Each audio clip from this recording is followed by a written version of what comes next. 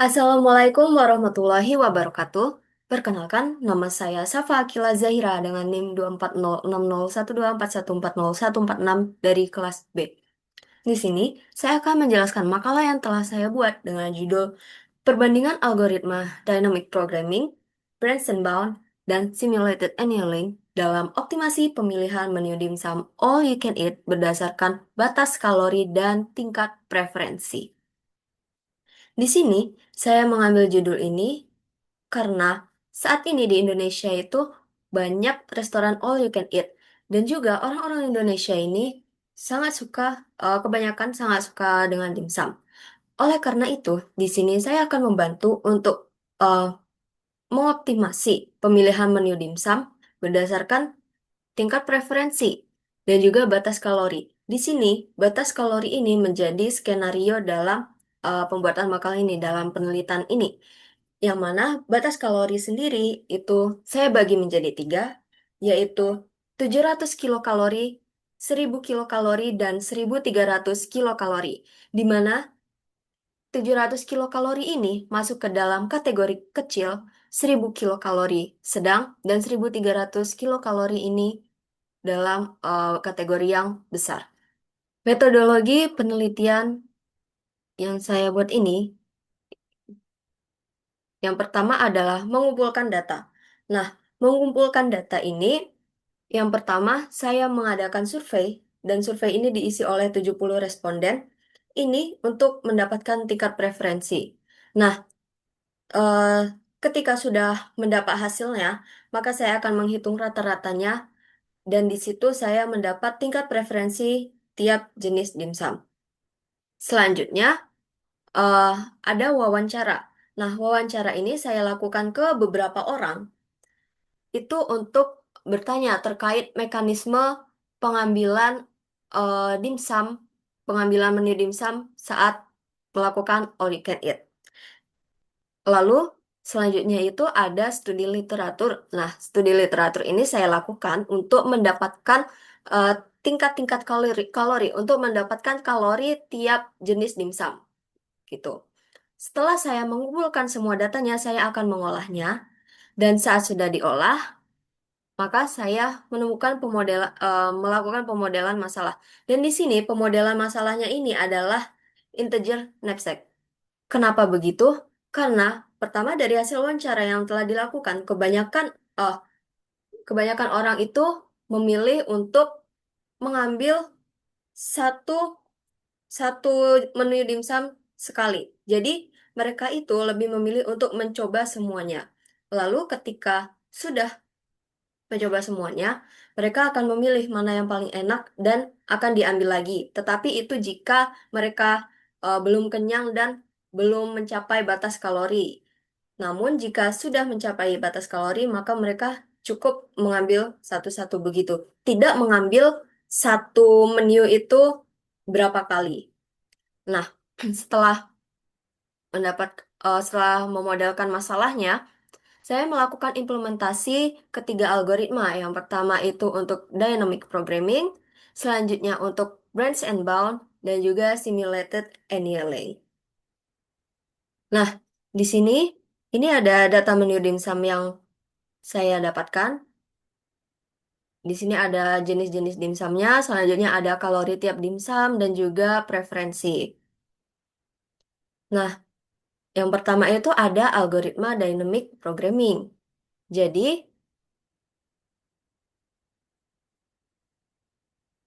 di algoritma ini, dia itu bekerja dengan cara membangun tabel solusinya secara bertahap. Nah, tabel solusinya itu namanya adalah tabel DP dengan ukuran N+1 kali K+1.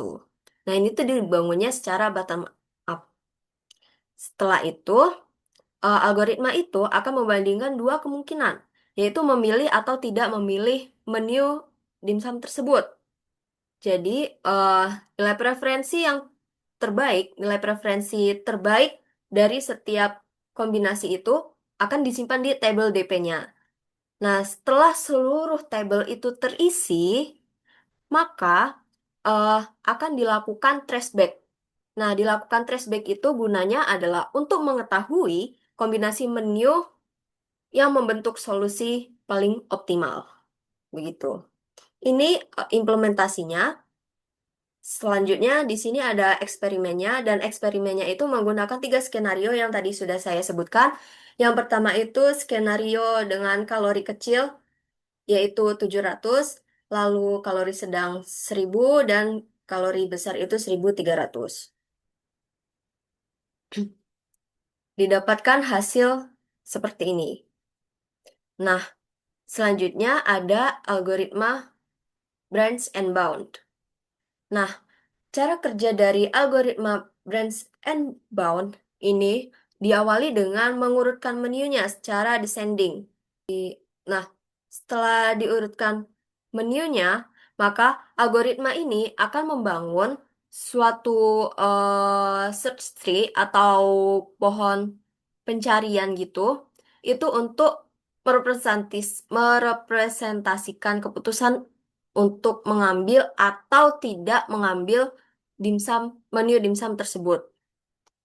Nah, di tiap node-nya itu akan dihitung upper bound atau hitung batas atas itu untuk memperkirakan nilai preferensi maksimum yang masih mungkin dicapai.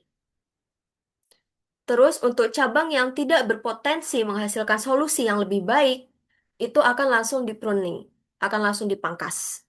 Jadi jumlah solusinya itu yang dievaluasi itu setelah pemangkasan itu akan jadi lebih sedikit.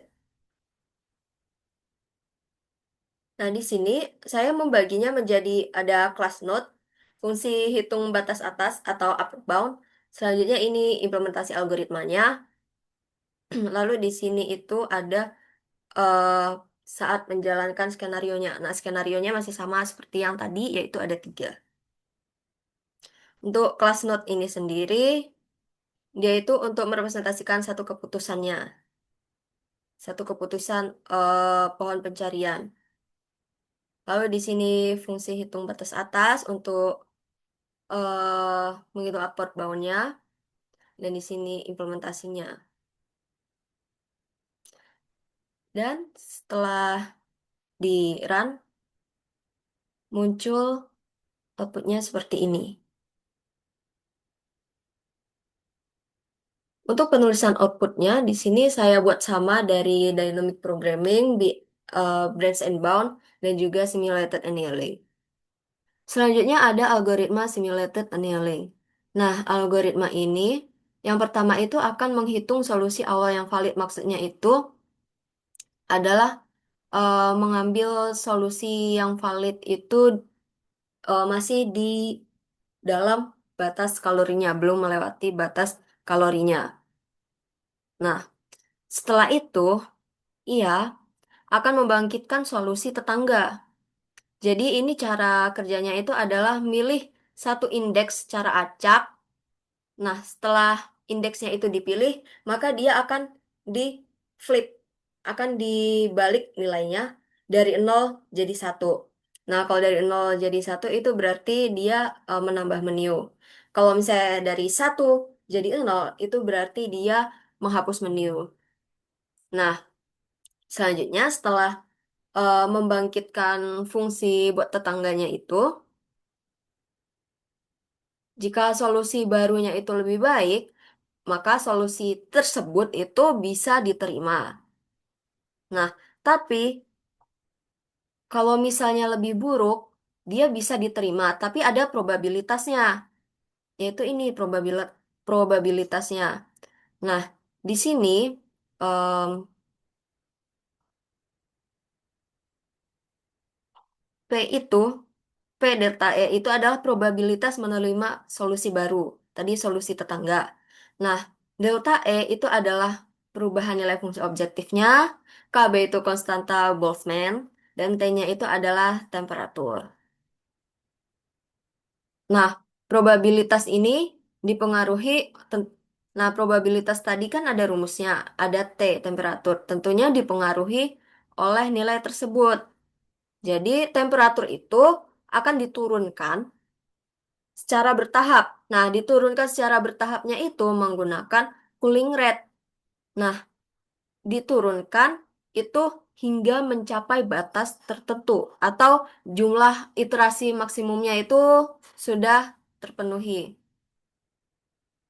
Nah, di sini saya membuat temperatur awalnya itu 100, cooling rate-nya 0,95, dan iterasi maksimumnya itu adalah 1000. Nilai-nilai ini akan memengaruhi outputnya. Jadi, ketika cooling rate-nya dinaikkan, itu outputnya pasti akan berbeda.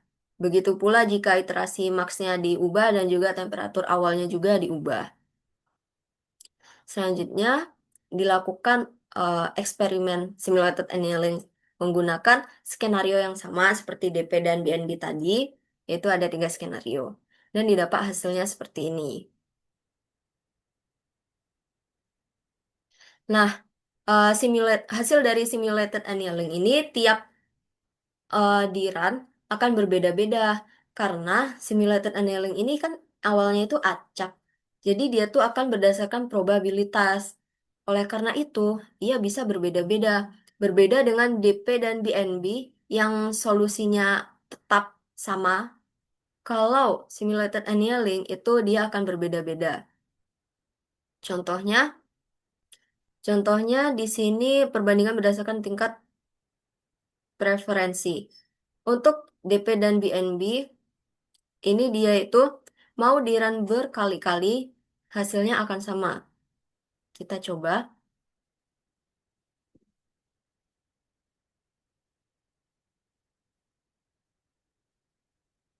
Ini di sini total preferensinya 27,042. Ini juga sama. Lalu 36,656. Di sini juga sama, juga 40,556. Begitu pula untuk eh, kalorinya. Untuk kalorinya itu di DP dan BNB itu selalu sama.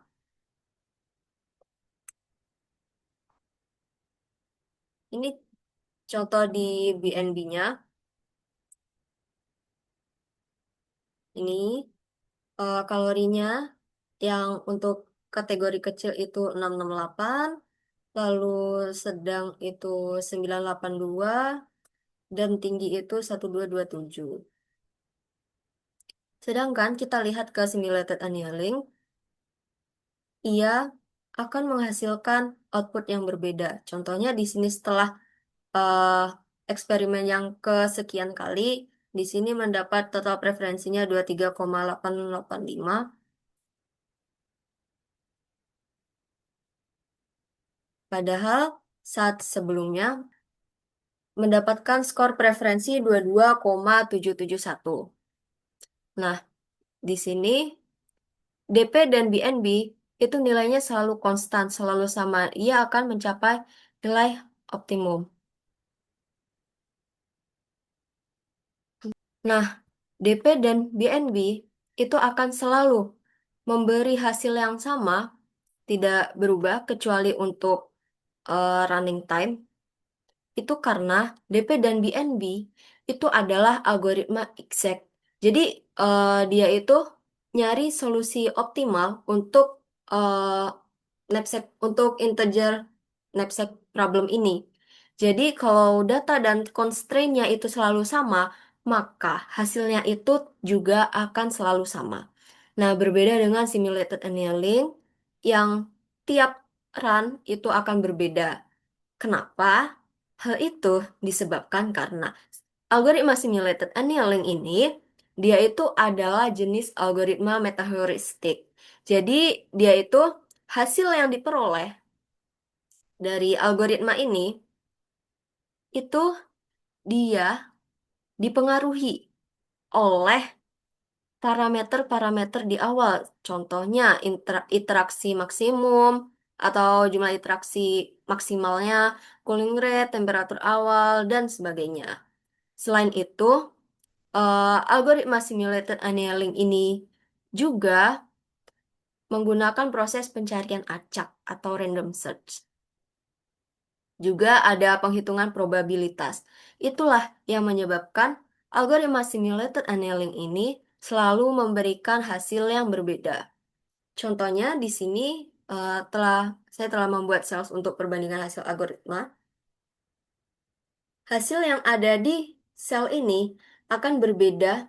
Hasil yang ada di sel ini untuk yang algoritma simulated annealing ini akan berbeda dari yang ada di sini. Contohnya, di kategori kecil, dia skor preferensi itu mendapatkan 23,885.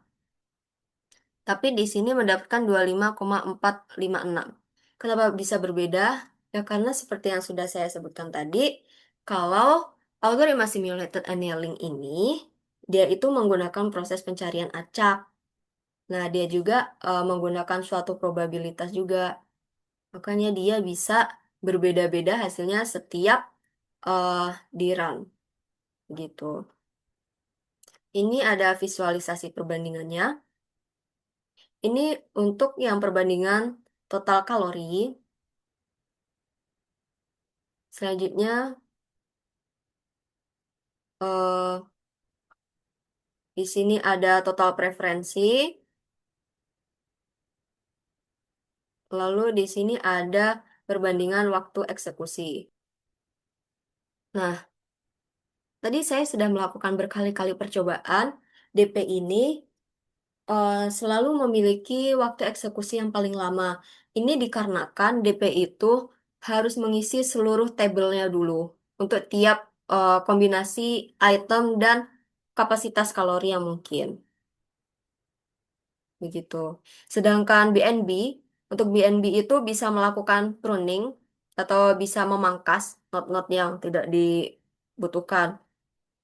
Dan SA itu tidak menelusuri seluruh ruang solusi. Makanya BNB dan SA itu lebih kecil, lebih cepat waktu eksekusinya dibandingkan dengan DP. Namun ini kembali lagi, SA itu dipengaruhi oleh parameter-parameter tadi. eh ini temperatur awal, cooling rate, dan jumlah iterasi. Sehingga jika tiga parameter ini diubah, untuk hasilnya itu juga pasti akan berubah. Karena itu di sini saya juga melakukan pengujian stabilitas simulated annealing. Nah, di uji pertama pada kategori kecil yaitu 700 kilokalori, hasilnya itu dia tuh selalu berbeda-beda dan di sini untuk tingkat preferensi baik di batas 700 kilokalori, batas 1000 kalori maupun batas 1300 kalori, algoritma DP dan BNB itu selalu menang, selalu di atas daripada SA. Sedangkan untuk jumlah kalori, SA itu sempat berada di atas BNB dan DP. Ini contohnya. Nih. Nah, ini untuk SA-nya itu memiliki nilai 991, BNB dan DP-nya itu 982. Tetapi ketika dicoba lagi, di uji kedua dan uji ketiga, itu kalori, total kalori yang didapat oleh algoritma SA ini jadi lebih kecil daripada DP dan BNB. Balik lagi, ini seperti yang sudah saya jelaskan sebelumnya, bahwa itu terjadi karena SA ini bekerja dengan melakukan proses pencarian secara acak. Selain itu, di sini juga saya melakukan uji untuk uji validasi constraint. Nah, di sini uji validasi constraint ini saya menggunakan rumus ini, yaitu violation sama dengan maksimum dari 0 dan total kalori min K, di mana total kalori ini adalah jumlah kalori dari dimsum yang sudah diambil, dan K ini adalah batas kalorinya. Jadi K di kasus ini yaitu 700, 1000, dan 1300. Di sini hasilnya, oh ya, ketika nilainya itu nol, berarti solusi itu sudah memenuhi constraint yang telah ditentukan. Sedangkan jika violationnya tidak sama dengan nol, berarti solusi itu melanggar constraint. Di sini dia itu tidak sama dengan nol, artinya dia itu bisa lebih dari nol. Contohnya, total kalori dimsum yang diambil itu ada 800, sedangkan batas kalorinya itu adalah eh 700. Di situ maksimumnya adalah 100. Berarti dia tidak memenuhi constraint yang telah ditetapkan. Namun, algoritma yang sudah dibuat ini, hasilnya itu adalah semuanya nol. Oleh karena itu, dapat disimpulkan bahwa algoritma yang dibuat itu telah berhasil lolos uji validasi constraint. Dan solusi yang dihasilkan itu valid untuk permasalahan integer knapsack problem. Begitu. Nah, kesimpulan dari hasil uji coba yang telah saya lakukan ini adalah untuk tingkat preferensi dimsum yang diambil, algoritma dynamic programming dan branch and bound itu menghasilkan solusi yang optimal. Ini yang paling bagus. Jadi ada dua yang bagus untuk menghasilkan eh, tingkat preferensi yaitu DP dan BNB. Nah, jadi karena dia itu yang paling bagus untuk mendapat tingkat preferensinya itu, sehingga kedua algoritma itu efektif untuk menyelesaikan permasalahan pemilihan menu dimsum ini. Karena yang diambil itu adalah berdasarkan tingkat preferensi dengan batasan kalori. Selanjutnya, untuk waktu eksekusinya sendiri, branch and bound itu lebih baik daripada DP. Karena DP itu harus mengisi tabel. Itulah yang membuatnya lama. Tetapi ada satu titik di mana SA itu jadi lebih unggul daripada BNB. Nah, kalau untuk simulated annealing sendiri atau SA, itu bisa menghasilkan solusi yang mendekati optimal dengan waktu eksekusi yang kompetitif. Jadi dia tidak lebih lama daripada DP, tapi itu balik lagi tergantung nilai dari parameternya. Jadi kalau misalnya nilai dari parameternya diubah, maka bisa berubah juga hasilnya. Untuk pemanfaatan kapasitas kalori juga, SA ini cukup baik, di mana dia bisa mencapai dalam satu titik, dia bisa melebihi DP dan BNB atau mendekati. Namun, meskipun begitu, dari hasil pengujian stabilitas terhadap SA tadi itu tidak selalu konsisten karena dipengaruhi oleh parameter temperatur awal, cooling rate, dan jumlah iterasi maksimum. Nah, selain itu, seluruh algoritma tadi menghasilkan solusi yang memenuhi batas kalori yang telah ditentukan. Seperti yang sudah saya bilang tadi, bahwa seluruh algoritma itu lolos uji validasi. Lolos uji validasi constraint. Nah, jika dibandingkan dengan yang lainnya, untuk algoritma branch and bound, dia itu merupakan algoritma yang paling efektif karena dia bisa menghasilkan solusi optimal dengan waktu komputasi yang lebih rendah dibandingkan dengan algoritma DP ataupun SA. Sekian dari saya, jika ada salah kata, saya mohon maaf. Saya akhiri, wassalamualaikum warahmatullahi wabarakatuh.